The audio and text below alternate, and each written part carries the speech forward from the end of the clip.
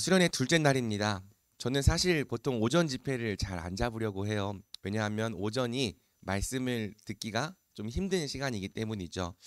또 졸면서 그냥 흘려보내기에는 이 두 번째 말씀도 1장만큼 더 또 중요한 말씀이기 때문입니다. 작년 겨울에 제가 한 가지 이제 실수를 했는데 폐회 예배를 그냥 일반 집회처럼 1시간 반의 설교를 했어요. 그래서 어 둘째 날에 이제 잠을 안 자고 한두 시간 자고 왔는데 폐회 예배를 제가 1시간 반 설교를 했거든요. 듣다가 장렬하게 전사하라고 했더니 또 그때는 아무도 안 졸고 잘 듣더라고요. 이 장렬하게 전사하라고 말하면 이 반대로 더 오기가 생겨서 잘 듣는 모양입니다. 어 오늘 또 오후에 담임 목사님 특강이 있는데요. 담임 목사님이 그 오후 1시부터 3시 시간이 좀 듣기에 힘든 시간 아니냐, 청년들 졸면 어떡하냐 하면서 약간 걱정 또는 우려를 이렇게 하시더라고요. 그래서 제가 우리 청년들은 다 잘 들어서 걱정하실 것 없습니다. 오시면 아무도 안 졸고 잘 들을 겁니다라고 얘기를 했는데요. 여러분 저의 얼굴을 부끄럽지 않도록 체면을 잘 세워주시길 부탁드리고요. 그래서 오전에 여러분 말씀 듣다가 혹시 졸면 담임 목사님 특강 때는 안 졸겠구나라는 위안을 얻으며 이 시간 말씀 전하도록 하겠습니다. 처음부터 졸지는 말고요. 우리 좀 버티면서 주님께서 부르시면 주님 곁으로 가시기 바랍니다. 자, 이제 어제 우리는 이제 나오미의 가족이 모압으로 떠났다가 다시 베들레헴으로 돌아오게 되는 과정을 함께 살펴보았습니다. 나오미의 가족이 이스라엘을 떠났던 이유는 이스라엘의 흉년이 들었기 때문이죠. 베들레헴에서 레헴이 사라졌어요. 빵집에 빵이 사라졌습니다. 남아있는 사람도 굶주리게 되었고 떠난 사람도 비극을 겪게 되었습니다. 이렇게 교회에 흉년이 들면 교회 안팎으로 비극이 끊이지가 않게 되는 거죠. 성도 개개인의 회복과 교회의 회복은 별개가 아닙니다. 매우 긴밀하게 연결된 관계, 불가분의 관계입니다. 그래서 룻기는요, 나오미의 인생이 이렇게 고난과 또 어려움을 겪게 된 이유도 교회의 흉년에서 찾았고요. 나오미의 인생이 회복될 실마리도 교회의 회복에서 찾는 거죠. 나오미는 여호와께서 자기 백성 교회를 돌보셔서 다시 양식을 주셨다는 소식을 듣고 베들레헴으로 돌아갑니다. 나오미가 돌아갈 베들레헴은 예전처럼 심한 기근을 겪는 교회가 아니라 다시 은혜와 사랑의 열매를 풍성히 맺는 교회였습니다. 나오미가 돌아왔을 때 베들레헴에는 풍성한 보리 추수가 시작되고 있었죠. 성경은 먹을 빵이 다시 풍성해진 이 교회 속에서 나오미의 인생도 회복되리라 말하는 거예요. 자, 한편 우리는 나오미의 마음 안에 있던 좌절감과 죄책감, 또 하나님에 대한 오해도 함께 살펴보았습니다. 비록 나오미는 베들레헴으로 돌아가지만 하나님을 전혀 기대할 수 없는 상태에 있었습니다. 나오미는 지금 이 모든 상황이 다 하나님께서 범죄한 내게 주신 징계와 저주라고 생각했던 거죠. 우리 가족이 믿음을 버리고 하나님을 떠났어요. 더 나아가 이방 땅에 눌러 앉으려 했습니다. 그래서 하나님이 그분의 손으로 나오미의 가족을 치셨습니다. 남편과 두 아들을 다 죽이시고 나오미를 이렇게 텅 빈 모습으로 돌아오게 하셨죠. 그래서 나오미는 말합니다. 이제 나는 더 이상 하나님의 헤세드의 대상이 아니다. 하나님의 사랑과 긍휼의 대상이 아니다. 하나님께서 나를 저주하시고 징계하셨다. 그러니 이제 나를 나오미라 부르지 말고 마라라 불러라. 내 인생은 끝났다. 이제는 내 인생에 쓰고 괴로운 시간만이 남아 있다. 이것이 바로 베들레헴으로 돌아온 나오미의 생각이었던 거죠. 하지만 나오미의 이런 생각에도 불구하고 하나님은 여전히 나오미를 사랑하셨습니다. 나오미의 인생을 다시 회복시킬 계획을 갖고 계셨습니다. 그 증거가 바로 나오미를 붙잡은 룻의 긍휼, 룻의 헤세드였어요. 룻은 불붙는 긍휼로 말미암아 자기 미래와 행복까지도 사실상 다 포기하고 나오미를 뒤쫓은 거죠. 성경은 룻의 이 바보 같고 어리석은 사랑 뒤에 하나님의 사랑, 하나님의 헤세드가 있었다고 말합니다. 나오미를 끝까지 포기하지 않고 붙잡은 룻의 이 긍휼 뒤에는 나오미를 사랑하고 회복시키기 원하시는 하나님의 긍휼이 있었던 거죠. 텅 빈 여인 룻이 텅 빈 여인 나오미를 사랑한 거예요. 이 미약한 사랑 자체에는 두 사람의 인생을 회복시킬 능력이 없죠. 하지만 이 사랑의 정체가 바로 하나님의 사랑이기 때문에 이 하나님의 신실한 언약적 사랑이 룻을 통해 나오미에게 흘러갔기 때문에 바로 이 사랑이 룻과 나오미를 회복시키는 결과를 낳는 겁니다. 그러므로 룻기는 이제 이 룻의 작은 사랑, 룻이 나오미를 사랑한 이 작은 사랑이 어떻게 하나님의 신실한 계획 안에서 두 사람의 회복으로 이어지는지를 우리에게 보여줍니다. 과연 룻의 이 작은 사랑이 어떤 결과를 낳았을까요? 어떻게 두 사람의 회복으로 이어지게 되었을까요? 함께 오늘 본문을 통해 살펴보도록 하겠습니다. 자, 오늘 본문의 1절은 이야기가 본격적으로 시작되기 전에 먼저 한 명의 새로운 인물을 우리에게 소개해 줍니다. 나오미의 남편 엘리멜렉의 친족으로 유력한 자가 있으니 그의 이름은 보아스더라.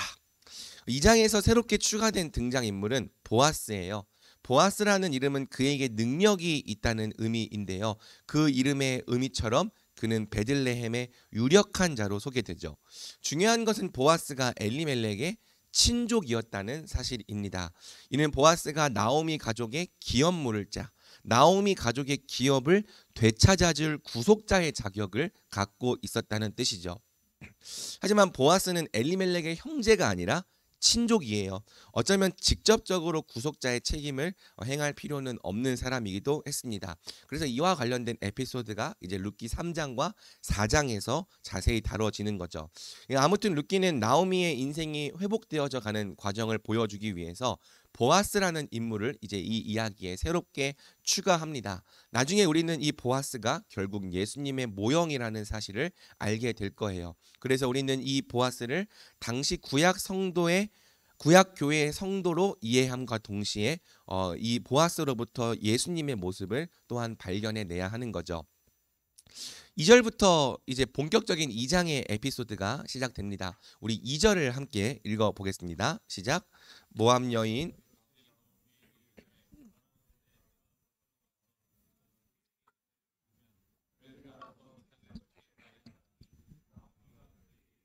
내 따라 갈지어다. 아멘. 아멘. 자, 룻은 나오미에게 내가 밭으로 가서 누구에게 은혜를 입으면 그를 따라서 이삭을 주겠다고 말합니다. 이삭 줍기는 당시 이스라엘의 극빈층을 위해 하나님이 마련하신 일종의 복지 제도, 은혜의 방편이었어요. 율법에 다음과 같이 기록되어 있죠. 네가 밭에서 곡식을 벨 때에 그 한 뭇을 밭에 잊어버렸거든 다시 가져오지 말고 나그네와 고아와 과부를 위하여 남겨두라. 그리하면 내 하나님 여호와께서 네 손으로 하는 모든 일에 복을 내리시라. 하나님은 이스라엘 안에 남아있는 이 나그네와 고아와 과부를 위해서 곡식을 베거나 과일을 딸 때 항상 일정량을 남겨두도록 명령하셨습니다. 그래서 사회의 가장 가난한 자들이 이것을 주어서 생존할 수 있게 하셨어요. 이삭 줍기는 가난한 자들을 돌보시는 하나님의 은혜의 방편이었죠. 또 여러분, 이삭 줍기는 기업이 없는 사회의 극빈자들이 행할 수 있는 가장 정당한 노동이기도 했습니다. 룻은 나오미를 봉양하기 위해 율법에 허락된 이 정당한 노동을 하러 가겠다고 말한 것입니다. 자, 그런데 여러분, 재미있는 것은 룻의 말에 대한 나오미의 반응이에요. 나오미가 어떻게 반응했습니까? 내 따라 갈지어다. 나오미는 룻에게 잘 다녀오라고 빠이빠이를 지금 하고 있는 거죠. 우리는 이 부분을 보면서 그냥 그런가 보다 하고 너무 당연하게 넘어가서는 안 됩니다.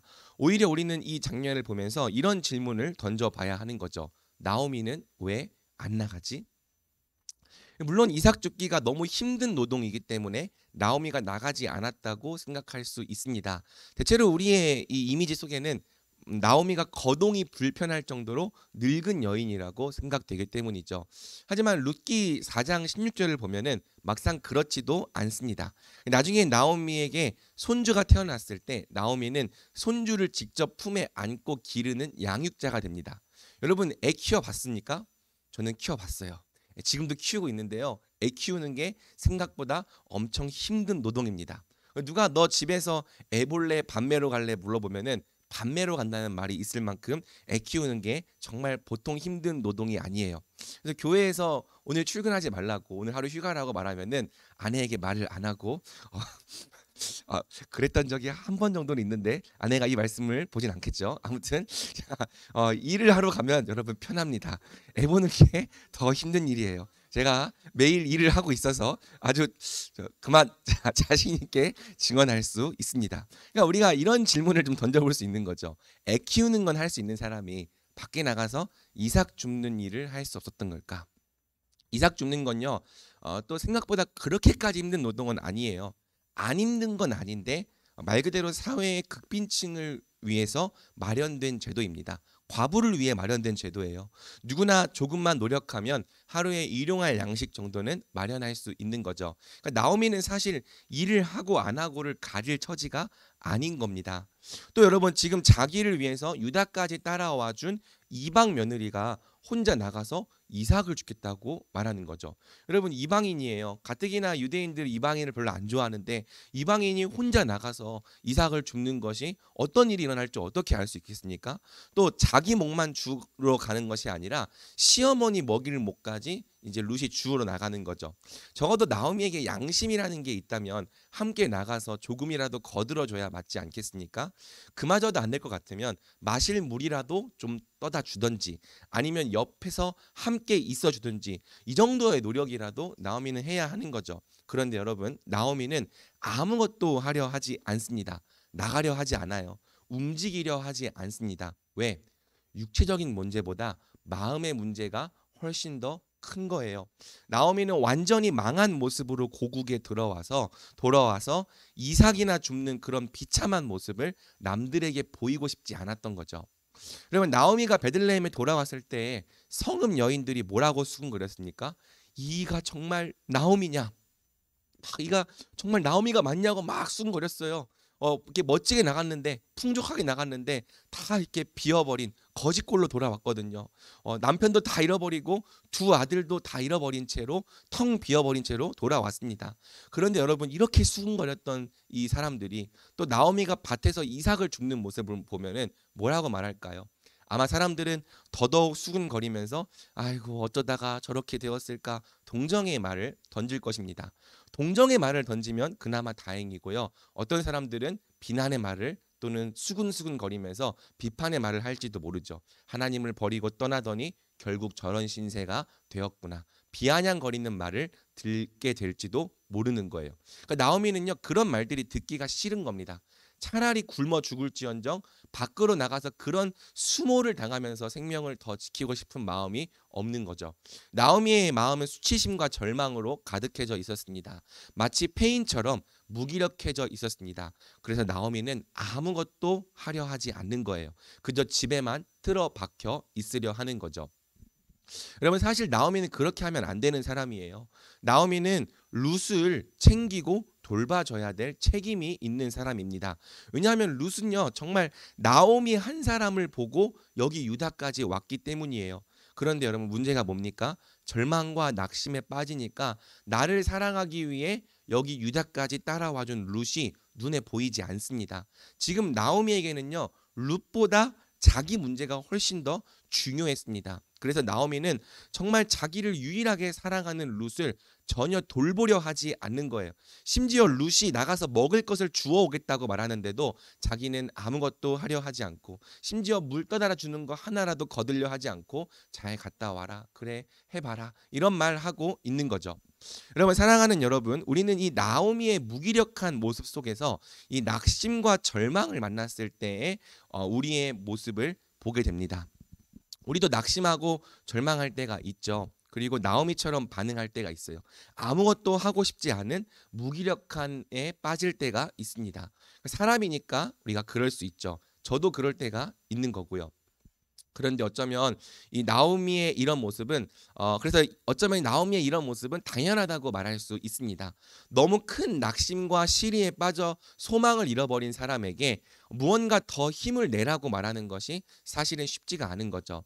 하지만 여러분, 그럼에도 불구하고요, 나오미의 이 같은 반응은 그녀의 인생을 지금보다 훨씬 더 어렵게 만든다는 점에서 큰 문제가 됩니다. 왜? 첫째로, 아무것도 하지 않으면 아무 일도 일어나지 않기 때문이에요. 아무것도 하지 않으면 절대 어떤 회복도 이루어질 수 없기 때문이죠. 병든 사람이 밥을 먹지 않고 약을 먹지 않으면 병이 호전되지 않습니다. 나 아파서 밥 안 먹을 거야. 나 속이 너무 안 좋아서 그냥 안 먹을 거야. 계속 밥을 안 먹으면요, 더 아프게 되고 더 죽음을 향해 가까이 갈 뿐이에요. 마찬가지로 무기력하다고 모든 것을 다 놓아버리면 상태가 더더욱 악화될 수밖에 없는 거죠. 그리고 여러분, 둘째로 이보다 더 심각한 문제는 그나마 자기에게 사랑을 베풀고 있는 귀중한 사람들을 보지 못하게 된다는 점입니다. 나오미에게는요, 그래도 그녀를 붙들고 사랑해주는 며느리가 있었잖아요. 완전히 망한 인생이 아니라 자기를 사랑하겠다고 여기까지 따라와준 며느리가 있었잖아요. 그리고 룻도요, 나오미만큼이나 불쌍하고 불행한 여인입니다. 맞습니까? 나오미만 불쌍한 거 아니에요. 룻도 불쌍한 여인이에요. 어린 나이에 시집 왔는데 남편을 잃어버렸어요. 룻도 과부라고요. 여러분, 나오미가 룻을 위로해주지 않고, 나오미가 룻을 돌봐주지 않고, 나오미가 룻을 챙겨주지 않으면 대체 누가 룻을 돌봐주겠습니까? 하지만 나오미는 자기 문제가 너무 커서 룻이 보이지 않는 거죠. 어쩌면 나오미만큼이나 상심해 있을 룻의 마음을 전혀 생각해주지 못하는 겁니다. 게다가 나오미는 이 모든 어려운 상황에도 불구하고 룻이 나오미에게 베풀어준 이 사랑이 얼마나 귀중한지를 전혀 깨닫지 못하고 있는 거예요. 이처럼 내 상처, 내 낙심, 내 좌절이 너무 커서 다른 것이 전혀 보이지 않는 이 두 번째 문제가 첫 번째보다 훨씬 더 크고 심각한 문제일 수 있는 거죠. 사랑하는 여러분, 아까도 말했지만 우리는 다 연약한 사람이기 때문에 인생의 크고 작은 문제들 앞에서 낙심하고 좌절할 수 있습니다. 하지만 때때로 너무 깊은 수렁에 빠져서 헤어나오질 못하는 청년들을 보게 될 때가 있어요. 그러니까 이 적당히 낙심하고 좌절했으면 다시 일어나야 되는데 너무 깊은 수렁에 빠지는 거죠. 헤어나오지 못하고 아예 주저앉아 버리는 겁니다. 그런 청년들을 볼 때 굉장히 안타까워요. 또 여러분, 어떤 청년들은 그런 깊은 수렁에 빠질 때 아예 얼마 동안 연락이 두절되기도 합니다. 전문 용어로 잠수라고 하죠. 오늘날에는 특히나 잠수가 특기인 청년들이 의외로 많아요. 문제가 찾아올 때, 낙심과 좌절이 찾아올 때 그에 대한 습관적인 반응이 잠수인 청년들이 의외로 많은 거죠. 문제 앞에서 아무것도 하고 싶지 않습니다. 누구도 만나고 싶지 않습니다. 깊은 무기력에 빠져서 모든 것을 손에서 놓고 자취를 감춰버립니다. 물론 저는 청년들이 그렇게 행동할 때 정죄하거나 지적하지 않아요. 왜냐하면 저도 그랬던 적이 많은 사람이기 때문이죠. 그러니까 정죄의 마음이 들기보다는 정말 얼마나 지치고 힘들면 저럴까, 얼마나 마음에 힘이 안 생기면 저렇게 반응할까라는 이 긍휼의 마음이 생깁니다. 하지만 저는 그런 식의 반응이 바로 여러분 자신에게 좋지 않기 때문에 이제는 그렇게 반응하는 횟수와 기간을 조금씩 줄여나가라고 권면하고 싶은 거죠. 여러분, 잠수가 습관이 되어버리면 안 됩니다. 낙심과 좌절이 찾아올 때 아무것도 하지 않고 무기력하게 주저앉아 버리는 것, 숨어 버리는 것은 말 그대로 아무런 도움이 되지 않아요. 계속해서 그 우울한 감정만을 곱씹고 동굴에 파묻혀 버리게 되는 거죠. 그리고 여러분, 계속 우울한 감정 속에 빠져 있으려 하는 것도 어떤 면에서는 중독입니다. 여러분, 해보면 알잖아요. 계속 우울한 감정을 생각하고 거기에 빠져드는 게 뭔가 느껴지는 그 카타르시스가 있어요. 그러니까 이 중독에 빠지는 거죠. 습관적으로 낙심하는 거, 습관적으로 좌절하는 것, 중독이 될 수 있는 겁니다. 무엇보다 여러분이 낙심과 좌절에 빠져 있으면요, 여러분은 여러분 자신밖에 볼 수가 없는 거예요. 내 문제, 내 감정, 내 낙심이 너무 커서 다른 사람이 전혀 보이지 않게 되는 거죠. 그래서 어쩌면 그럼에도 불구하고 나에게 손을 내밀어 준 사람, 또 나를 사랑해 준 사람들의 마음을 전혀 귀하게 여기지 않게 되는 겁니다. 분명히 손을 내밀어 주고 있는데, 나에게 사랑을 표현해 주고 있는데 내 문제가 너무 크니까 별로 고맙지도 않고 귀하게 여겨지지도 않는 거죠. 그리고 여러분, 무엇보다 여러분이 그런 상태가 되면요, 여러분은 이제 여러분이 사랑하고 돌봐야 될 사람들을 전혀 돌보지 못하고 방치하게 되는 겁니다. 자기 문제에 너무 깊이 빠져서 나를 사랑해 주는 사람도 보지 못하고, 내가 돌봐줘야 될 사람도 보지 못하는 것, 주변에 어떤 것도 아무것도 보지 못하는 것, 이것이 나오미처럼 그저 주저앉아 있으려고만 하는 반응의 진짜 문제인 거죠. 자, 그런데 여러분 반면 룻은 정반대의 모습을 보여줘요. 우리 2장 상반절을 다시 한번 같이 읽어보겠습니다. 시작. 모압 여인 룻이 나오미에게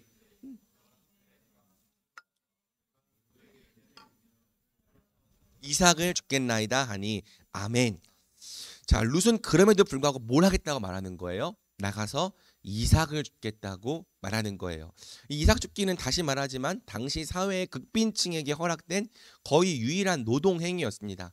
룻이 무슨 말을 하는 거예요? 내가 밖으로 나가서 지금 할 수 있는 일을 다 하겠다고 말하는 겁니다.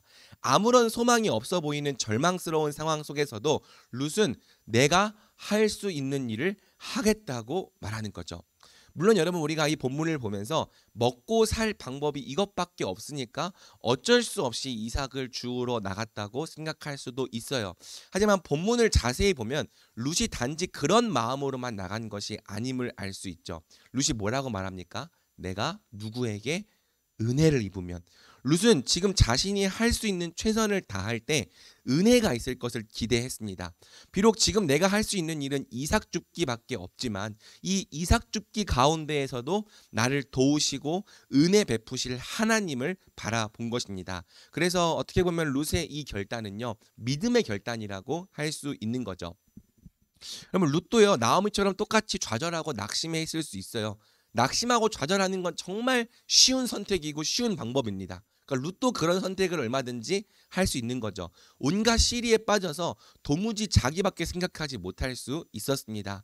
무기력에 빠져있는 시어머니에게 서운한 감정을 느낄 수도 있었죠. 생계 문제를 다 팽개치고 아무것도 하지 않는 시어머니, 그래도 내가 어머니라고 부르면 따라왔는데 나를 내팽개치고 그냥 나갔다 오라고 말하는 시어머니, 왜 내가 혼자 이렇게까지 고생해야 하는가 분노하고 원망할 수 있었습니다. 하지만 룻은요, 이 절망적인 상황에서도 하나님께서 은혜 주실 것을 소망하면서 지금 내가 할 수 있는 일, 이삭 줍기를 하러 밖에 나가는 거죠. 그래서 여러분 룻의 이 믿음과 결단이 문제와 맞서는 성도의 귀감이 되는 거예요. 여러분 실제로 룻의 이러한 결단은 또 하나의 회복의 실마리로 이어집니다. 3절과 4절 상반절 같이 읽어보겠습니다. 시작. 룻이 가서 베는 자를 따라 밭에서 이삭을 줍는데 우연히 엘리멜렉의 친족 보아스에게 속한 밭에 이르렀더라. 마침 보아스가 베들레헴으로부터 와서. 아멘. 자, 제가 우연히, 마침 이 두 개를 강조했거든요.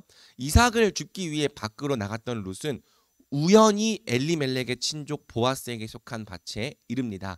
그리고 마침 그때 보아스가 추수 상황을 확인하기 위하여 이곳에 왔죠. 여러분 우연히와 마침 이 둘 중 어느 하나라도 맞지 않았다면 이 둘의 만남은 성사될 수 없었던 거예요.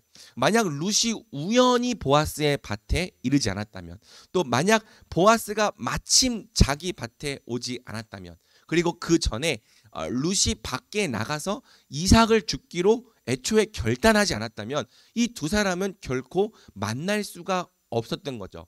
하지만 룻은요, 어떻게 했습니까?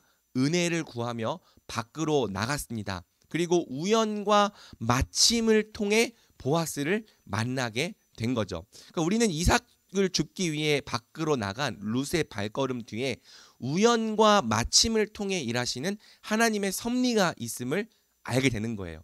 여러분 사실 이 둘이 만난다는 게 우리는 그냥 만났구나 생각하지만 사실 여러분과 제가 만난 것도 다 우연과 마침인 거죠. 제가 우연히 대전중앙교회를 지원한 거예요.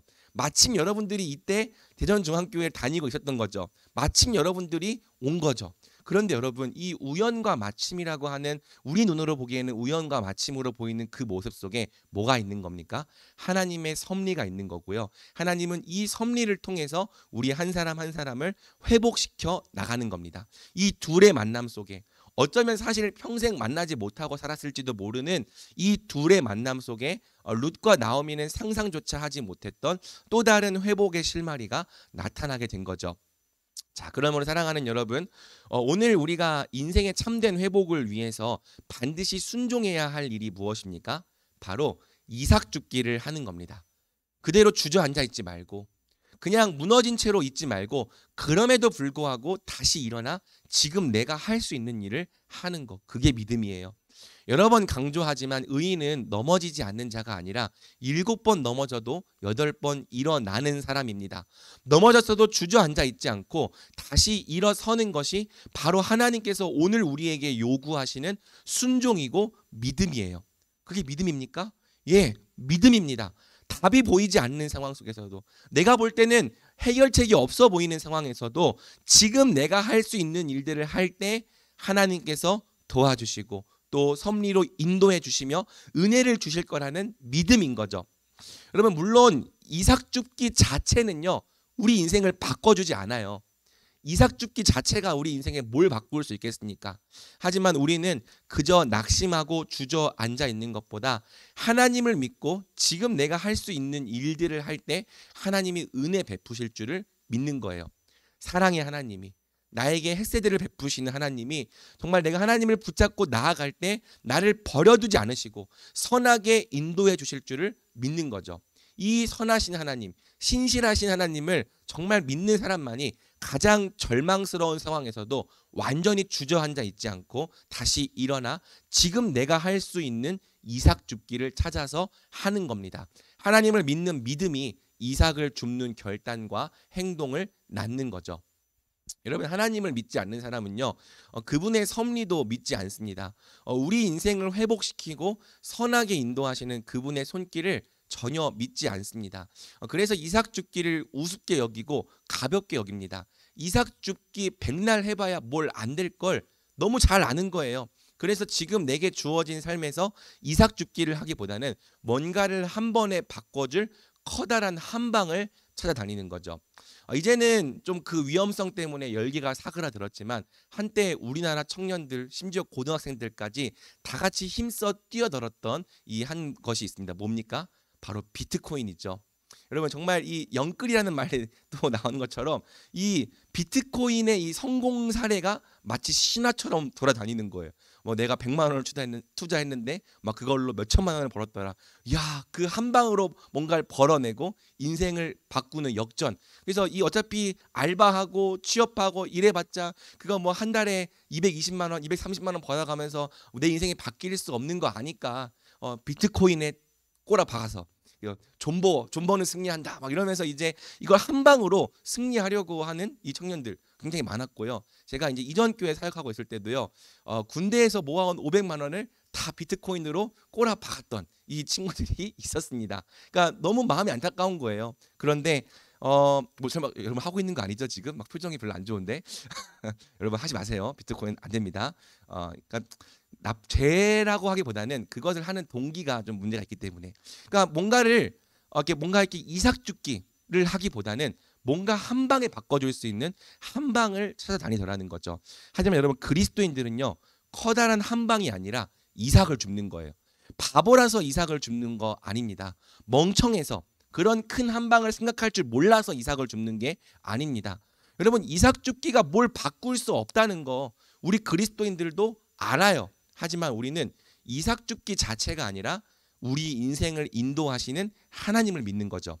부르신 자리에서 지금 내가 할 수 있는 일들에 최선을 다할 때 우리 인생 가운데 역사하시고 새 일을 행하실 하나님을 믿는 겁니다. 이런 하나님을 믿기 때문에 그리스도인들은 오늘도 내가 있는 자리에서 내가 할 수 있는 이삭 줍기를 하고자 밖으로 나가는 거죠. 그러니 사랑하는 여러분, 오늘 우리가 넘어져 있는 자리에서, 주저앉아 있는 자리에서 다시 일어나 힘써 행해야 될 우리의 이삭 줍기가 무엇입니까? 아마도 제가 해야 될 이삭 줍기는 이겁니다. 매주 최선을 다해 말씀을 준비하는 것, 때를 얻든지 얻지 못하든지 계속해서 진리를 선포하고 가르치는 것, 포기하지 않고 기도하는 것, 때때로 여러분 각 사람을 찾아가서 돌보고 기도해주고 축복해주는 것. 저는 별로 특별하지 않은 이 이삭 줍기를 통해서 하나님이 우리 공동체에 새 일을 행하실 것을 믿습니다. 무언가 크고 대박 행사를 쳐가지고 그걸로 여러분들이 바뀐다 생각하지 않고요. 이삭 줍기를 정말 열심히 할 때 말씀 가르치고 때를 얻든지 얻지 못하든지 같이 기도하자고 모여서 기도하고 또 여러분들 한 사람 한 사람을 돌보는 이 이삭 죽기를 통해서 우리 공동체에 새로운 회복을 주실 걸 믿어요. 그래서 제가 하는 일이 무엇입니까? 맨날 이삭만 줍는 거죠. 허리가 나갈 것 같아요. 자, 여러분도요, 여러분의 이삭 줍기를 하십시오. 무너져 있지 마세요. 여러분도 일어나서 여러분이 해야 할 일을 하시기 바랍니다. 다시 일어나서 공부하세요. 다시 일어나서 연습하십시오. 능력과 힘을 구하며 다시 일어나 도전하십시오. 몇 번을 넘어졌든지 다시 일어나서 지금 여러분이 할 수 있는 일들을 하십시오. 선을 행하되 낙심하지 말고 소망으로 오래 참으십시오. 인내하며 씨를 뿌리고 인내하며 이삭을 주우십시오. 때가 되면 하나님께서 여러분의 인생을 새롭게 하여 주실 것입니다. 그리고 여러분 더 나아가서요, 이 이삭 줍기가 하나님께서 구약의 성도들에게 주신 은혜의 방편이라는 사실도 기억하고 적용하면 좋겠습니다. 이삭 줍기는요, 지금 내가 할 수 있는 일을 의미하기도 하지만 동시에 하나님께서 자기 백성에게 주신 은혜의 방편입니다. 여러분, 신약 백성인 우리에게 은혜의 방편이 무엇입니까? 말씀과 기도와 성례예요. 그리고 이 성례는 교회적인 삶, 함께 교제하고 교통하고 사랑하는 성도의 교통까지 확장될 수 있는 거죠. 그러니까 무너져 있을 때 여러분 뭘 해야 되는 거예요? 다시 은혜의 방편을 붙잡는 겁니다. 낙심하고 절망했을 때 여러분이 해야 될 가장 중요한 일 중에 하나가 뭐냐면 은혜의 방편을 사용하는 겁니다. 그러니까 낙심하고 좌절해 버렸을 때 말씀을 집어 던지는 거, 기도까지 포기해 버리는 것은요, 여러분을 더 침체에 빠뜨리는 거죠. 무너져 있지 말고 다시 말씀 앞으로 나오십시오. 좌절해 있지 말고 다시 기도의 자리로 나가십시오. 혼자 싸우지 말고 여러분의 문제를 교회와 함께 나누십시오. 동역자들과 함께 기도하십시오. 부끄러워하지 마세요. 또 나를 판단하고 정죄하거나 또 비난할까 봐 두려워하지 말고요. 주께서 주신 가족이라는 것을 믿고 나의 문제를 솔직하게 오픈하면서 함께 기도하고 함께 붙들어주는 공동체가 교회인 것입니다. 이걸 해야 하는 거죠. 내가 할 수 있는 일들을 할 때, 특별히 하나님께서 주신 은혜의 방편을 신실하게 붙잡을 때 우리 인생은 회복될 것입니다. 무언가 특별하고 획기적인 방법이 아니라 이삭을 줍는 자리에서 맡겨진 일에 최선을 다하고 말씀과 기도, 성도의 교통에 힘쓰는 자리에서 새로운 회복의 실마리가 나타날 것입니다. 그러니까 회복은요, 한 번에 팍 주어지는 것이 아니라 순종할 때 실마리가 나타나고 또 그 실마리를 붙잡고 나아가면서 순종할 때 실마리가 나타나고 계속해서 나의 발걸음을 인도하시는 그 하나님의 손길을 붙잡고 따라갈 때 어느새 그 회복의 실마리를 통해 회복이 우리 가운데 임해 있는 거죠. 하나님은요, 그분을 믿고 다시 일어나 이삭을 주우러 나가는 우리의 순종을 정말 귀하게 여기십니다. 그리고 룻의 인생을 우연과 마침을 통해 인도해 주셨던 것처럼 우리 인생도 신실한 섭리로 인도해 주십니다. 그러니 다시 일어나서 우리의 이삭을 주우러 나갑시다. 그 가운데서 우리 인생을 신실하게 돌보시고 인도하시는 하나님의 손길을 경험하길 우리 주님의 이름으로 축복합니다. 아멘.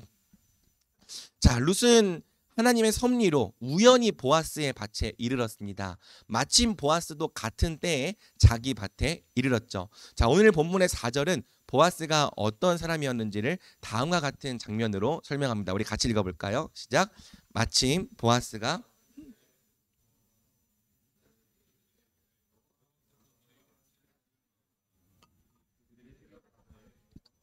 당신에게 복 주시기를 원하나이다 아니라 아멘.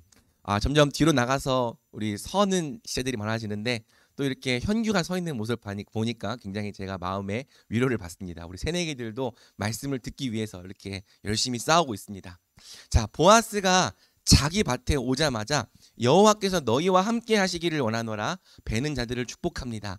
그리고 베는 자들도 여호와께서 당신에게 복 주시기를 원하나이다 하면서 화답하고 보아스를 축복하죠. 그러니까 여러분, 이 장면은 서로 인사했구나, 그런 것만 보여주는 게 아니라 보아스가 어떤 믿음과 어떤 성품의 사람이었는지를 우리에게 보여주는 거예요. 여러분도 알바를 해보고 일을 해봤지만 자기 직원들을 정말 진심으로 사랑해주고 선대해주는 사장님은 그렇게 많지 않습니다. 그러니까 만약 여러분이 그런 사장님 만나면 거기서 오래 일해야 되는 거예요. 또 여러분, 만약 직원들이 진심으로 존경하고 인정하는 사장님이 있다면 그 사장님은 정말 좋은 분인 거죠. 만약 직원들이 야, 우리 사장님은 정말 좋은 분이야. 우리 사장님은 진짜 복 받으셔야 되는 분이야. 만약 그렇게 말해주는 사장님이 있다면 그 사장님은 정말 최고의 사장님입니다. 물론 그런 말만 들으면 안 되고 돈도 많이 줘야 이제 최고의 사장님이죠. 그렇죠? 돈 잘 벌어야 돼요. 자, 그런데 여러분 룻기는요. 보아스가 바로 그런 네, 사장님 알겠습니다. 보아스가 바로 그런 사람이라고 말합니다. 그러니까 보아스는요. 하나님을 지극히 경외하는 사람이었어요. 그래서 자기의 일꾼들에게도 존경을 받는 사람이었죠. 보아스가 하나님을 경외하는 사람이었다는 사실이 중요합니다. 룻과 나오미의 회복에 있어 중요해요. 왜? 보아스가 단지 돈 많은 부자이기만 했다면 그는 룻과 나오미의 인생에 아무 도움이 안 됐을 거예요. 돈 많은 사람이야 세상에는 얼마든지 많기 때문이죠. 보아스가 룻과 나오미에게 회복의 실마리가 될 수 있었던 것은 그가 하나님을 경외하는 사람이었기 때문입니다. 보아스는 룻과 나오미에게 하나님의 헤세드, 하나님의 긍휼을 베풀어 줄 수 있는 믿음의 사람이었다라고 성경은 가르쳐 주는 거죠. 자, 보아스가 자기 밭에 이르렀을 때 그는 곧 낯선 외국인 소녀가 자기 밭에서 이삭을 줍고 있는 모습을 발견합니다. 그래서 사환에게 물어보는 거죠. 이는 누구의 소녀냐? 그러자 사환은 보아스에게 룻이 누구인지를 설명해 줍니다. 이는 나오미와 함께 모압 지방에서 돌아온 모압 소녀입니다. 그가 나로 베는 자들을 따라 곡식단 사이에서 이삭을 줍게 해달라고 부탁하기에 제가 허락을 해 주었습니다. 그래서 그녀는 아침부터 와서 잠시 쉰 외에는 지금까지 이렇게 계속 이삭을 줍고 있는 중입니다. 사환의 설명을 다 들은 보아스는 룻에게 다가가 다음과 같이 말합니다. 보아스가 룻에게 이르되 내 따라 들으라. 이삭을 주우러 다른 밭으로 가지 말며 여기서 떠나지 말고 나의 소녀들과 함께 있으라. 그들이 베는 밭을 보고 그들을 따르라. 내가 그 소년들에게 명령하여 너를 건드리지 말라 하였느니라. 목이 마르거든 그릇에 가서 소년들이 길어온 것을 마실지니라 하는지라. 자, 보아스가요 룻을 향해 내 딸이라고 부릅니다. 그러면서 다른 밭에 가지 말고 자기 밭에서 이삭을 주우라고 말합니다. 그리고 혹시 목이 마르거든 일꾼들이 길어온 물을 마시라고 하는 거죠. 보아스의 이런 호의는 물론 룻의 입장에서 대단히 감사한 일이기도 합니다. 하지만 동시에 원래 그 값 없는 호의라는 게 없잖아요. 왜 나 같은 이방 소녀에게 이런 호의를 베푸는 걸까? 굉장히 의아해하고 경계하게 될 말이기도 했죠. 그러니까 여러분 우리가 보아스와 룻이 마치 이렇게 비슷한 나이대의 사람이라고 생각해서 보아스와 룻의 로맨스 이런 걸 생각하는데요. 보아스는요 룻의 아버지뻘 되는 사람입니다. 중년 남성이에요. 근데 중년 남성이 일하고 있는데 와가지고 내 딸아, 너무 싫죠. 그 갑자기 막 여러 사장님 여러분한테 내 딸아, 그럼 얼마나 싫어요. 근데 갑자기 와가지고 이거 물도 마시고 또 여기서 하고 이래라. 그러면서 안 돼. 그럼 여러분이 우리 사장님 날 사랑하시는 거 아니라 저 사장님 나한테 무슨 다른 마음 있는 거 아니야? 그런 생각이 든단 말이죠. 그래서 여러분 룻이 보아스 앞에 엎드려서 다음과 같이 물어보는 거예요. 나는 이방 여인이거늘 당신이 어찌하여 내게 은혜를 베푸시며 나를 돌보시나이까. 그러니까 나는 이방 여인인데 왜 나를 돌보시고 왜 나에게 이런 호의를 베푸냐라고 얘기를 하는 거죠. 그러니까 여기서 말하는 이 은혜는요 헤세드가 아니고 헨이라는 단어인데 호의라는 단어입니다. 그래서 왜 나한테 이런 호의를 베푸냐라고 물어보는 거예요. 그러자 보아스는 룻의 이 질문에 다음과 같이 대답하는데요. 바로 이 말씀 속에 우리 수련의 주제 말씀이 들어가 있죠. 같이 읽어봅시다. 보아스가 그에게 대답하여 이르되 내 남편이 죽은 후로 네가 시어머니에게 행한 모든 것과 내 부모와 고국을 떠나 전에 알지 못하던 백성에게로 온 일이 내게 분명히 알려졌느니라. 여호와께서 내가 행한 일에 보답하시기를 원하며 내게 온전한 상 주시기를 원하노라 하는지라. 아멘. 보아스가 말하는 거예요. 내가 이런 호의를 왜 베푸냐? 네가 네 남편이 죽은 후에도 내 시어머니에게 어떤 사랑을 베풀었는지 내가 다 들었다. 그러니 하나님께서 네가 행한 일에 보답해 주시고 또 그분의 날개 아래에 보호를 받으러 온 너에게 온전한 상 주시기를 원한다. 여러분 쉽게 말해 보아스의 말은 이런 말이에요. 이거 내가 주는 게 아니라 하나님이 주시는 거야. 이해됩니까? 하나님은 너가 네 시어머니에게 베푼 사랑에 보답해 주시는 분이야. 또 그분의 날개 아래에 보호를 받으러 온 너에게 온전한 상을 주시는 분이지 그러니 내가 베푸는 이런 작은 호의에 너무 놀라지 말려무라.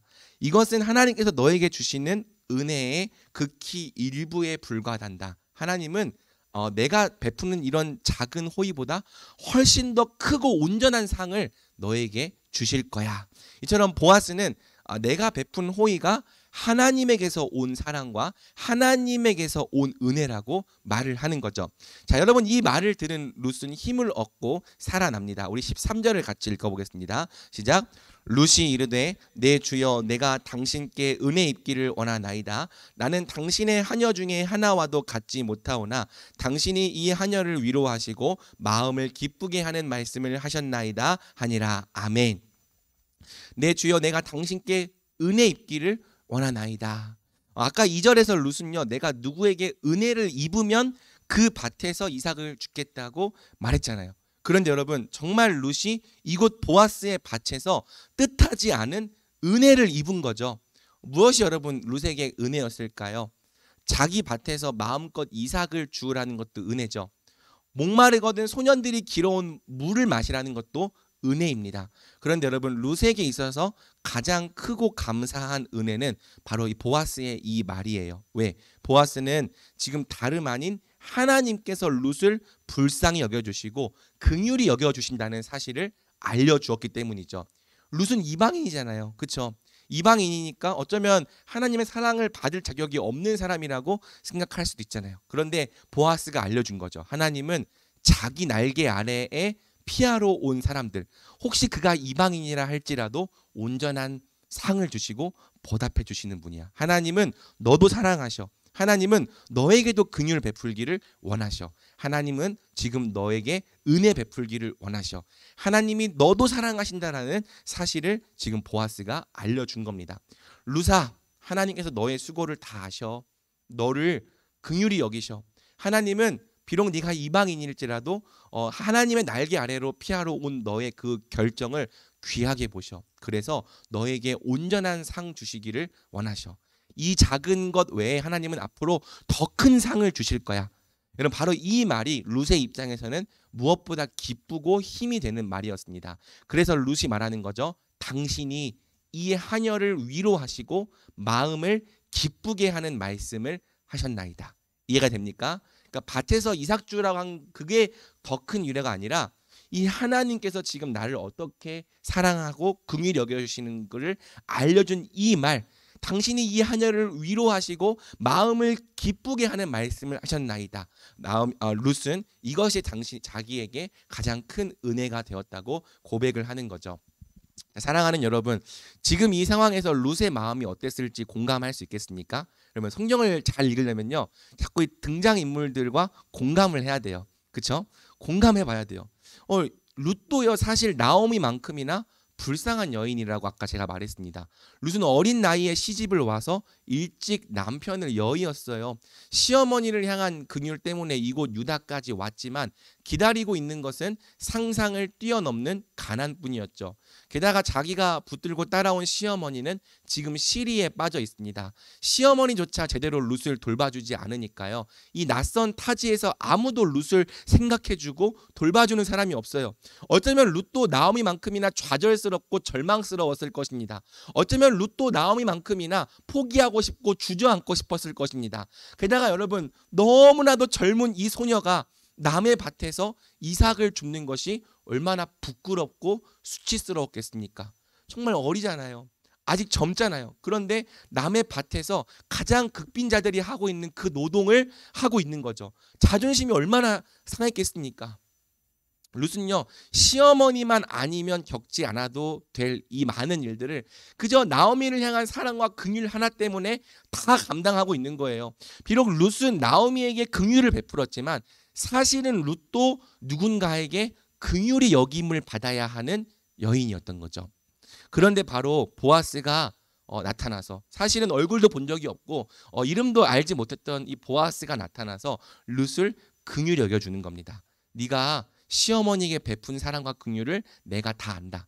나만 아는 게 아니라 하나님도 네가 행한 그 사랑을 다 안다.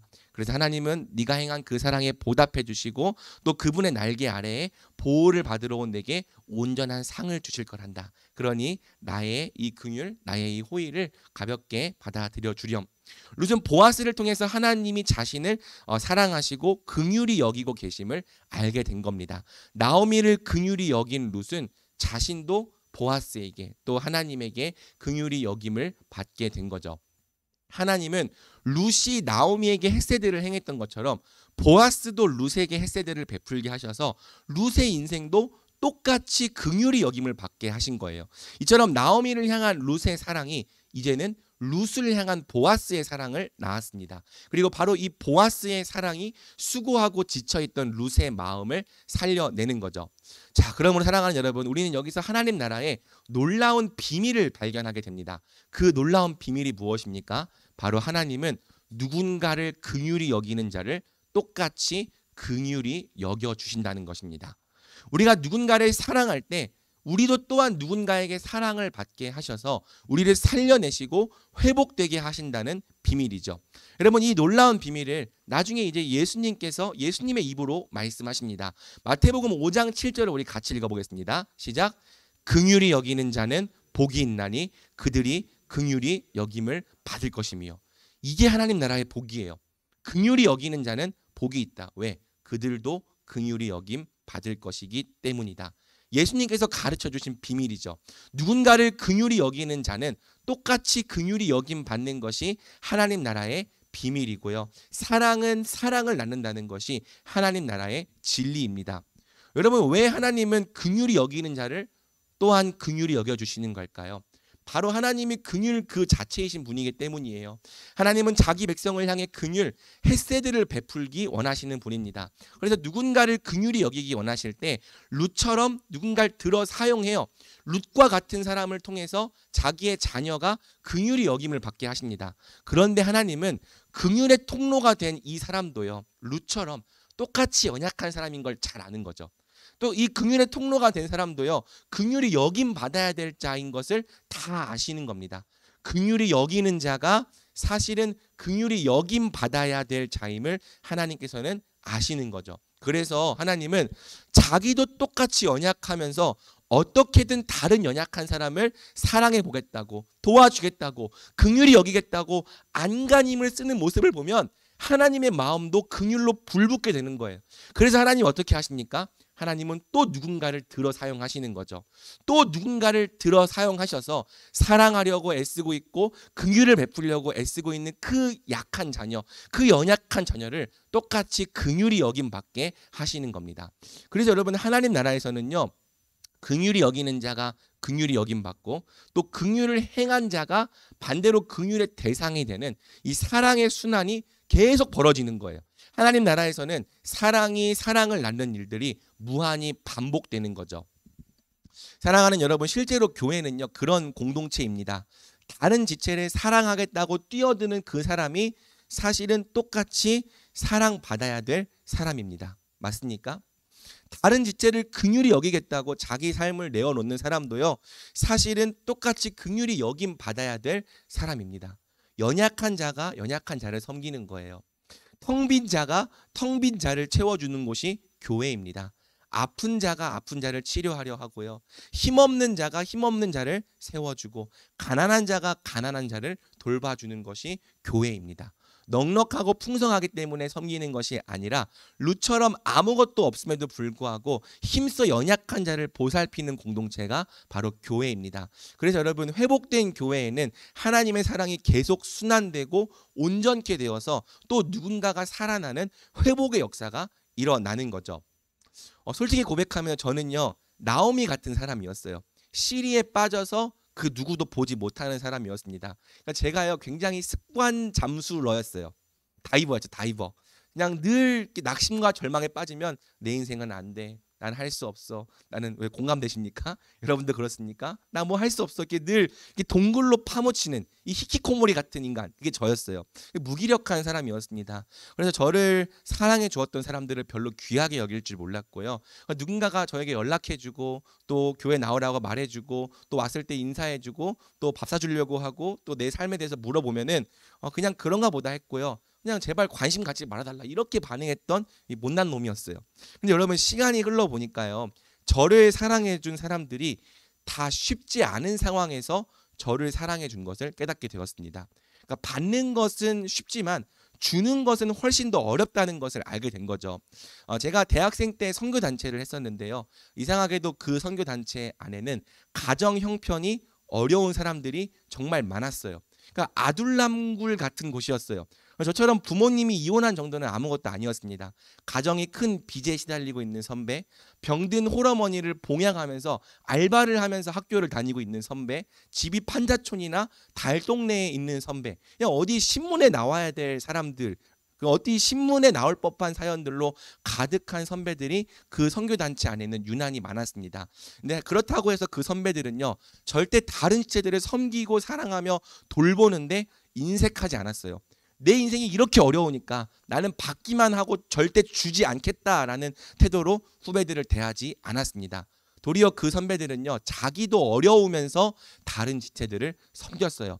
차비가 없는 지체들에게 차비를 내어 주었고요. 돈이 없어 밥을 먹지 못하는 지체들에게 밥을 사 주었습니다. 어려움에도 불구하고 선교에 나가겠다고 결정하는 지체들이 있다면 한 푼, 두 푼 재정을 후원해 주었고요. 또 그 안에서 제자가 되기 위해서 DTS 훈련을 받겠다고 결정하는 친구들이 있다면 최선을 다해 기도로 물질로 함께 해 주었던 거죠. 그러니까 돌아보니까요. 이 룻과 나오미의 경우처럼 없는 자가 없는 자를 섬겼던 거예요. 텅 빈 자가 텅 빈 자를 섬겼던 거죠. 그러니까 본인들도요, 자기 삶이 어려워서 그렇게 하나님 앞에서 많이 울었습니다. 그러니까 선교단체 예배를 드리면요, 그냥 찬양하는 게 아니라 막 앞에 앉아가지고 대성통곡을 하고 있어요. 여러분, 화요일 저녁에 이렇게 뭐 강당에 모여서 예배를 드리는데 선배들 앞에서 막 울고 있어요. 왜? 삶이 어려우니까. 학교 다니는 게 힘드니까. 근데 그럼에도 불구하고요, 그 텅 빈 선배들이 할 수 있는 대로 더 연약한 지체들을 사랑했던 거죠. 저는요, 정말 감사하게도 그런 선배들의 모습을 보고 자랐습니다. 저의 유산이라고 생각을 해요. 또한 하나님께서 그렇게 다른 지체들을 사랑하려고 했던 선배들에게 어떤 긍휼을 베풀어 주시는지도 곁에서 보고 경험할 수 있었습니다. 여러분, 다른 사람에게 사랑과 긍휼을 베풀어 주려고 했던 선배들 망하지 않았어요. 도리어 그 인생 가운데 넘치도록 하나님께서 채워주셨습니다. 벌써 제가 대학을 다니던 때로부터 한 15년 지났잖아요. 지금도 많은 선배들이 각자의 자리에서 하나님께서 채워주시는 삶을 살아가고 있습니다. 또 그 자리에서 누군가를 섬기며 아름다운 세상의 빛으로 잘 살아가고 있어요. 여러분, 이제 나이를 먹고 제가 선배가 되었습니다. 이제 선배 정도가 아니라 목사가 되었어요. 그래서 이제 보고 배운 대로 하려고 하는데 선배들이 사랑한 만큼 사랑하는 게 생각보다 쉽지가 않습니다.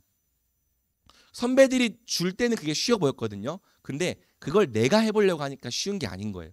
선배들은 기꺼이 주었는데 저는 기꺼이 주지를 못해요. 선배들은 계산하지 않았는데 저는 늘 계산합니다. 선배들은 자기를 살피지 않았는데 저는 늘 제 자신과 가정을 더 많이 살펴요. 그래서 아직까지도 선배들만큼 사랑하지 못하고 선배들처럼 주지 못하는 제 자신이 부끄럽습니다.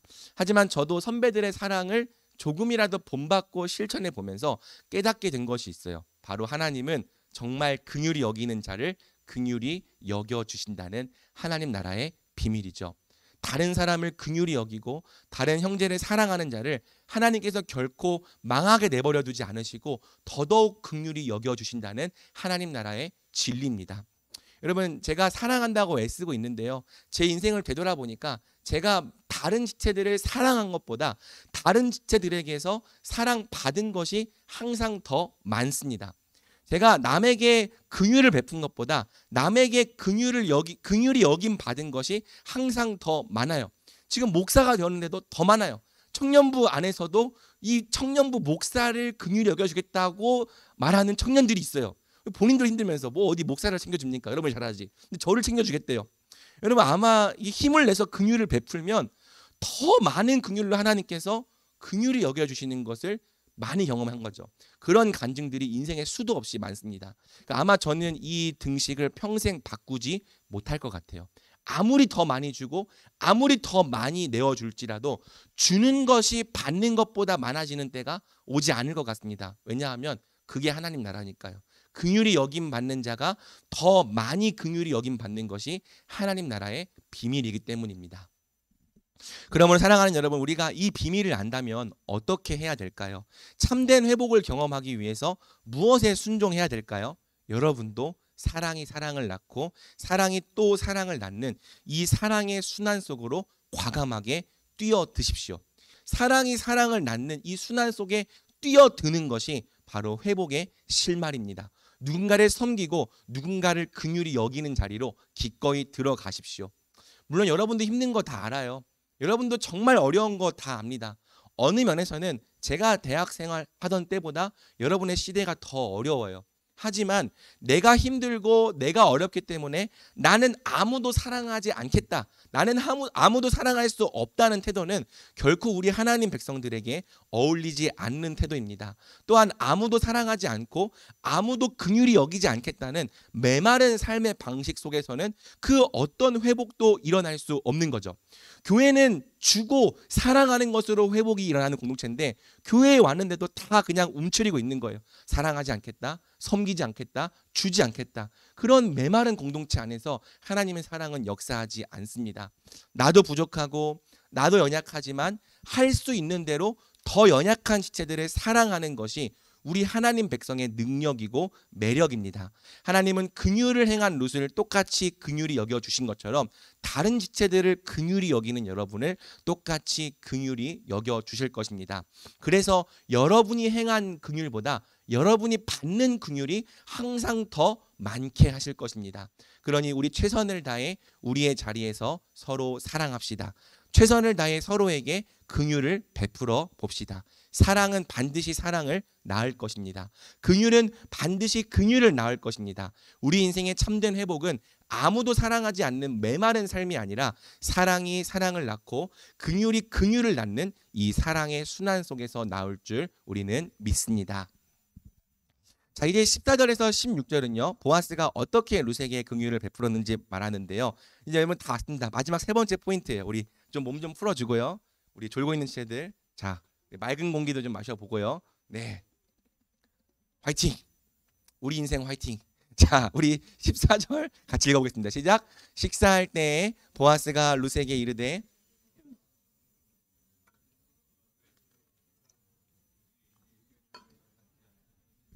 그가 볶은 곡식을 주매 룻이 배불리 먹고 남았더라. 자, 보아스는 식사할 때 룻도 함께 식사할 수 있도록 배려해 줍니다. 만약 보아스가 룻을 불러주지 않았다면 룻이 이곳 들판에서 배를 채울 방법이 없었을 거예요. 옛날처럼 보온병이 있는 것도 아니고 3분 컵라면이 있는 것도 아니잖아요. 집에 다녀오든지 굶든지 해야 했을 것입니다. 아니면 지금 막 주운 이삭을 벗겨가지고 그거 씹고 있을 수도 없는 노릇이고요. 하지만 보아스가요 룻에게 긍휼을 베풉니다. 룻이 이 들판에서도 맛있는 음식을 배불리 먹게 해줍니다. 여러분, 이 빵집에 빵이 있기 때문에 배부르게 해줄 수 있는 거예요. 이 성경은 배불리 먹었다라는 걸 우리에게 말해주는 거죠. 덕분에 룻은 손에 빵과 볶은 곡식을 받아들고 그 빵을 소스에 찍어 먹으며, 그냥 먹는 게 아니라 소스에 찍어 먹어야 맛있잖아요. 이 소스에 찍어 먹으면서 충분히 배를 채울 수 있었던 거죠. 여러분이 이런 사랑도 자주 베풀면 좋겠습니다. 물론 상황이 조금 다르긴 하지만 누군가 혼자 있을 때, 공동체와 잘 어울리지 못할 때 와서 같이 밥 먹자 말해주는 거 사랑입니다. 제가 어렸을 때는 그런 사랑을 자주 받았어요. 왜 혼자 있어? 와서 같이 우리랑 밥 먹자. 같이 얘기하자. 특히 저 같은 극 아이들에게는 이런 권유가 꼭 필요해요. 그러니까 제가 항상 이렇게 어디 있으면은 이렇게 혼자 이렇게 앉아 있는데요. 누가 불러주지 않으면 그냥 그렇게 앉아 있다 가는 그런 사람이었거든요. 근데 와서 이제 밥 먹자, 같이 얘기하자 해주면요, 저는요, 또 귀찮게 하면서 잘 따라갑니다. 여러분, 근데 요즘에는요, 누가 혼자 있어도 그냥 아랑곳하지 않고 자기들끼리만 어울리는 모습을 심심치 않게 보게 됩니다. 시대가 많이 바뀐 거죠. 서로 어색하기도 한 거고요. 또 막상 같이 뭘 하자고 권유해도 상대방이 어려워하거나 부담스러워할 수 있습니다. 하지만 저는 그럼에도 불구하고 우리가 교회라면 이런 사랑을 자꾸 베풀면 좋겠어요. 와서 같이 먹자, 같이 이야기하자, 같이 교제하자. 의외로 서로 간에 보이지 않던 마음의 벽은 이런 작은 권유 하나로 허물어질 때가 많기 때문이죠. 자, 아무튼 보아스의 긍휼은 여기서 끝나지 않았습니다. 15절에서 16절이 이 본문의 이 킬포인트인데요. 한번 같이 읽어볼까요? 룻이 이삭을 주우러 일어날 때에 보아스가 자기 소년들에게 명령하여 이르되 그에게 곡식단 사이에서 죽게 하고 책망하지 말며 또 그를 위하여 곡식 다발에서 조금씩 뽑아 버려서 그에게 줍게 하고 꾸짖지 말라 하니라.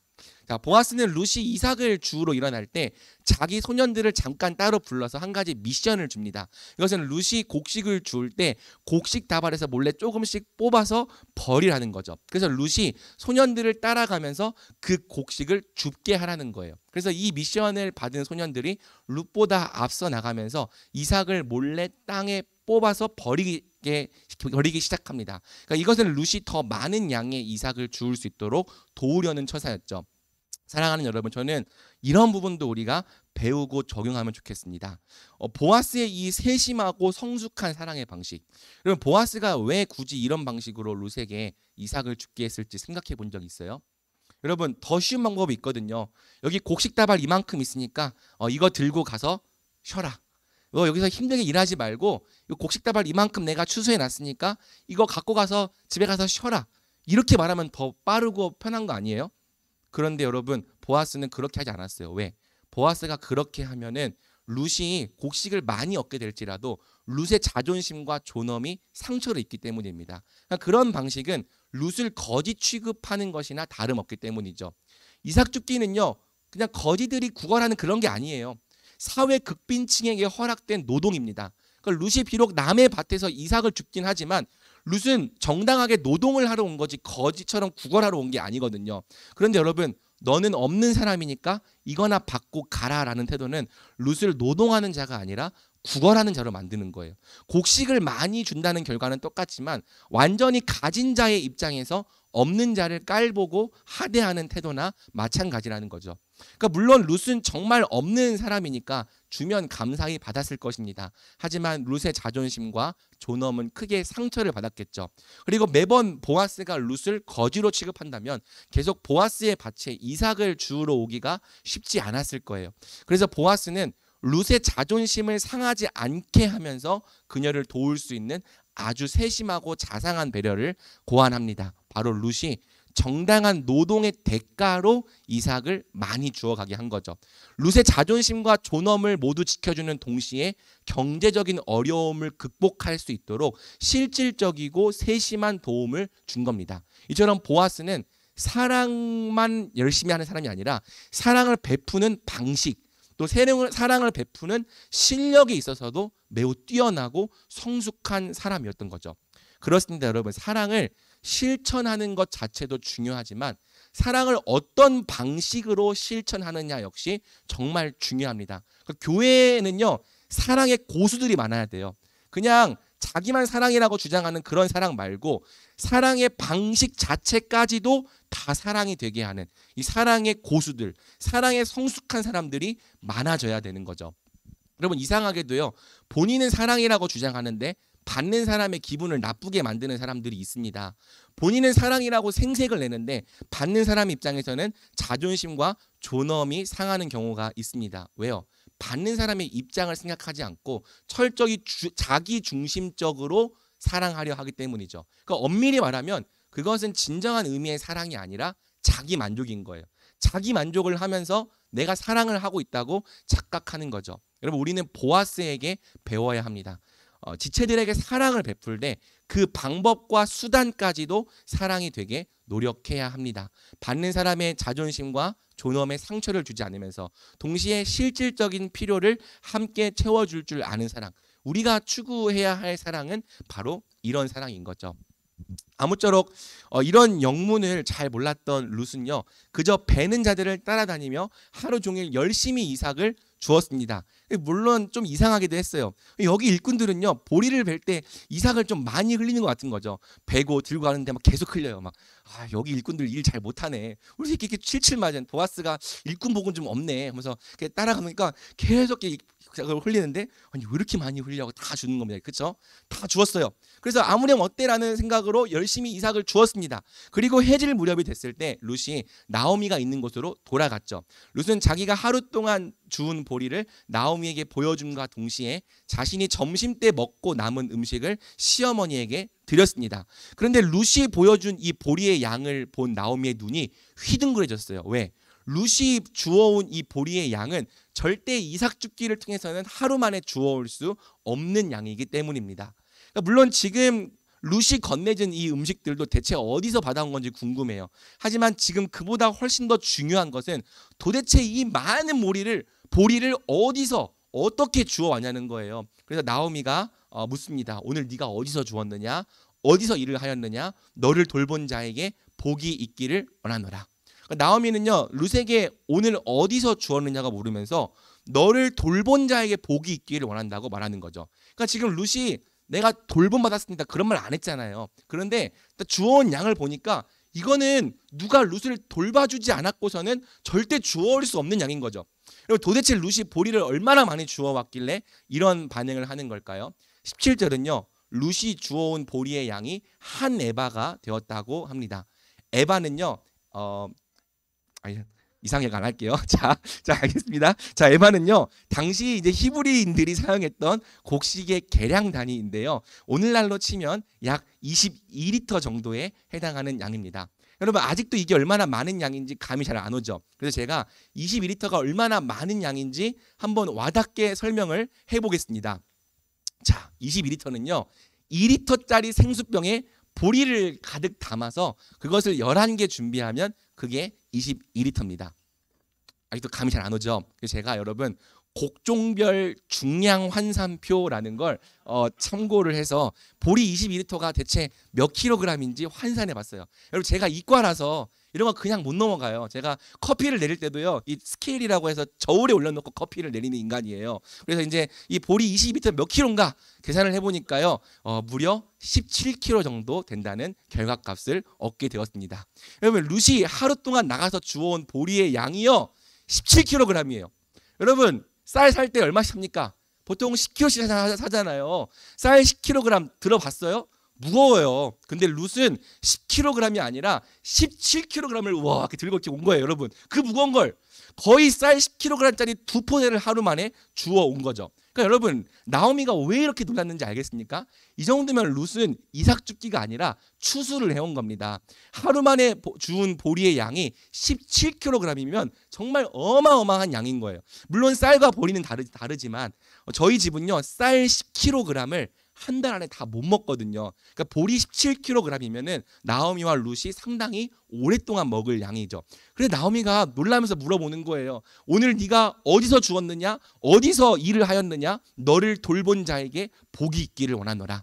그 질문에 룻은 다음과 같이 대답합니다. 오늘 저로 일하게 한 사람의 이름은 바로 보아스였습니다. 그리고 여러분, 이 대답을 들은 나오미가 이제 이런 고백을 하게 되는데요. 이 부분이 오늘 본문의 하이라이트죠. 우리 20절 함께 읽어보겠습니다. 시작. 나오미가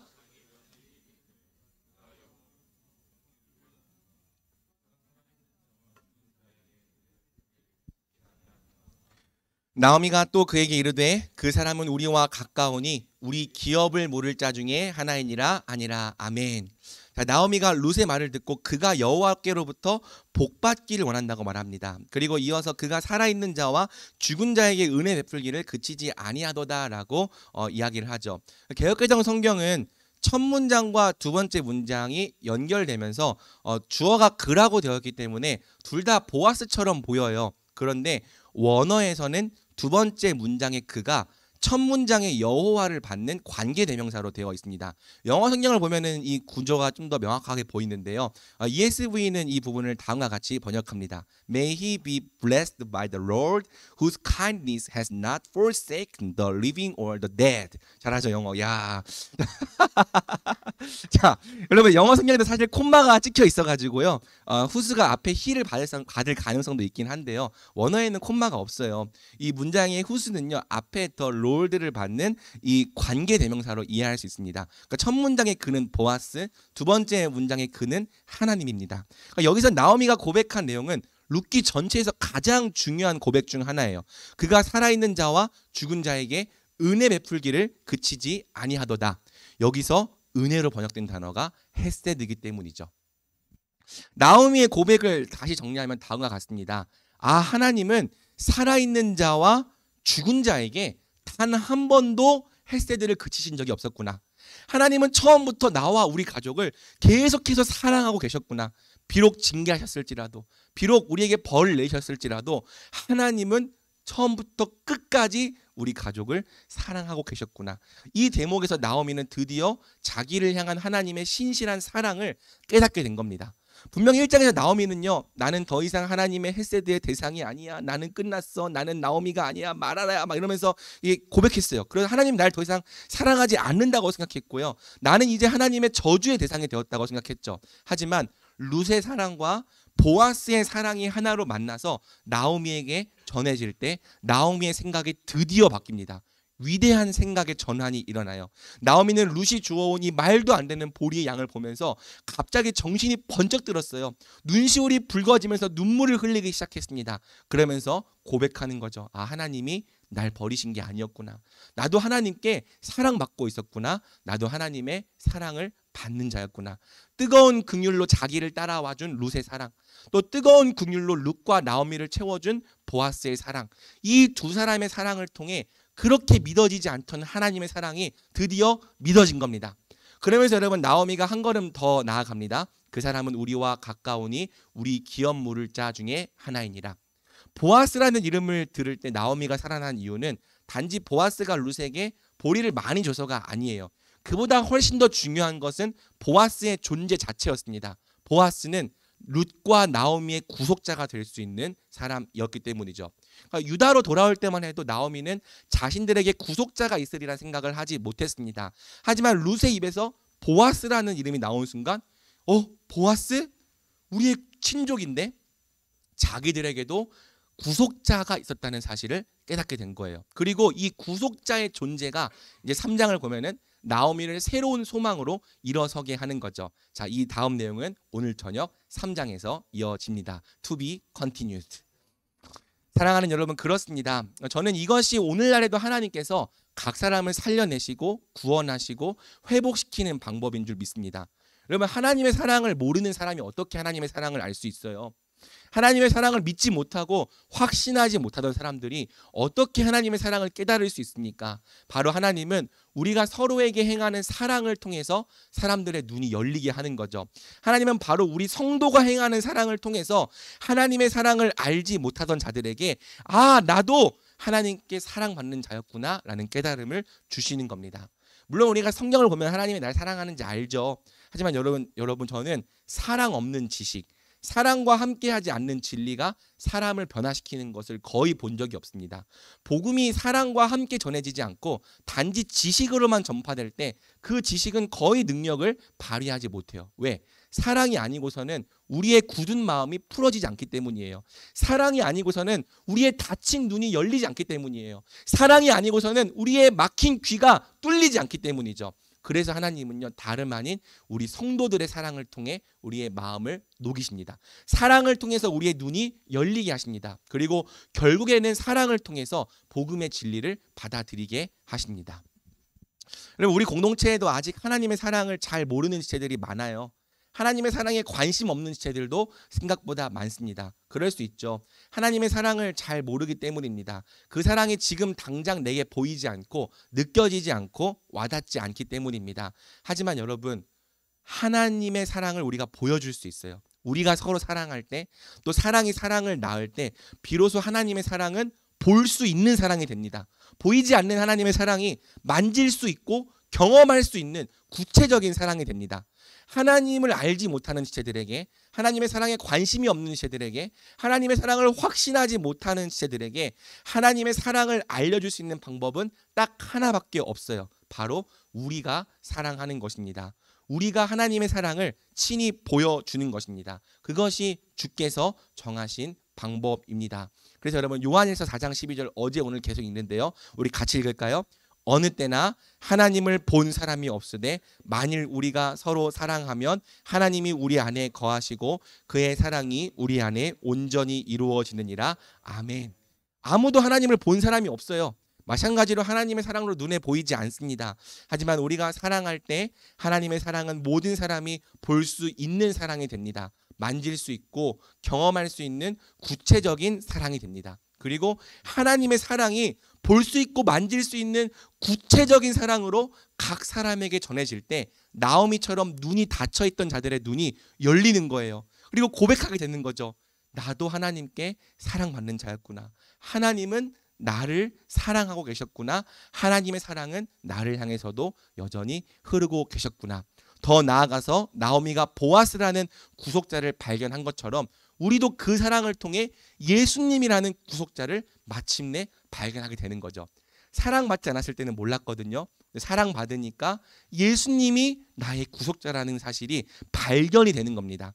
이것이 바로 하나님께서 각 사람에게 그분의 사랑을 알리시고 깨닫게 하시고 구원하시는 방법입니다. 2000년 전부터 오늘날에 이르기까지 하나님의 사랑은 항상 성도들이 행하는 구체적인 사랑을 통해 알려지고 보여지고 전해졌던 거죠. 그리고 그 사랑을 통해 하나님을 알지 못하던 많은 사람들이 구속자이신 예수님을 발견하고 참된 회복의 은혜를 누리게 되었던 것입니다. 말씀을 맺겠습니다. 여러분 아침에 버티느라 고생했어요. 여러분 사랑은 사랑을 낳습니다. 긍휼도 계속해서 긍휼을 낳습니다. 우리가 누군가를 긍휼히 여길 때 우리도 긍휼히 여김을 받습니다.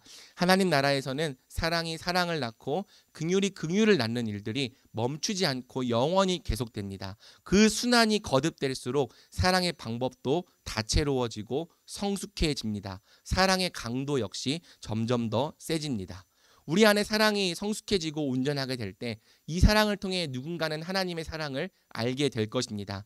하나님의 사랑이 우리를 통해 구체적으로 드러날 때 누군가는 하나님의 사랑을 깨닫게 될 것입니다. 더 나아가 그 사랑을 통해 자기의 구속자를 발견하고 마침내 회복과 구원의 은혜를 누리게 될 것입니다. 이처럼 하나님의 회복은 사랑이 사랑을 낳을 때, 긍휼이 긍휼을 낳을 때 우리에게 임하는 거죠. 우리가 이 말씀을 믿고 서로 사랑한다면, 그래서 우리 공동체가 사랑이 사랑을 낳고 긍휼이 긍휼을 낳는 공동체로 함께 자라간다면 반드시 우리 안에 하나님의 회복의 역사가 많이 일어나게 될 것입니다. 그러므로 함께 하나님의 방법에 순종합시다. 우리 청년부가 이번 수련회를 통해서 사랑이 사랑을 낳고 긍휼이 긍휼을 낳는 공동체가 되기를 주님의 이름으로 축복합니다. 아멘.